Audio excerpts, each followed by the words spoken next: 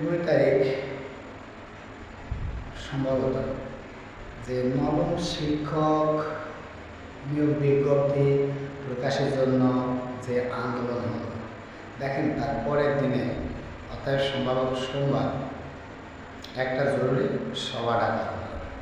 অনেক শিক্ষার্থী যারা এই নিবন্ধন সার্কুলার প্রকাশিত হবে এভাবে আশা ছিল, কিন্তু সবাই কী হলো, আগে বলবি।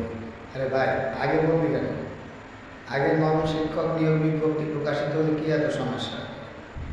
এখানে অনেক দেখা যাচ্ছে এই নবম শিক্ষক নিয়োগ বিজ্ঞপ্তি প্রকাশিত হওয়ার পর বদলি হতো, বদলির প্রক্রিয়ার পর পরে পরীক্ষা হতো, তাহলে সময় বেঁচে যেত। দেখেন এখানে বলছে আগে বদলি হতে হতে তাদের মিনিমাম 2 মাস লাগবে।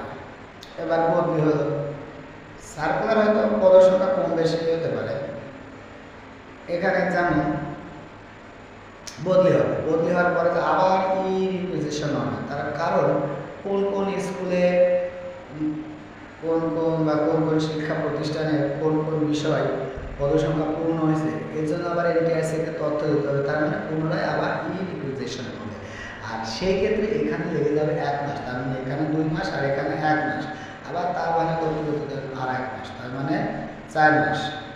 অতএব 4 মাস পরে যায় সার্কুলার, তার 3 মাস পরে যায় পরীক্ষা, তাহলে 4 আর 3 কত 7 মাস।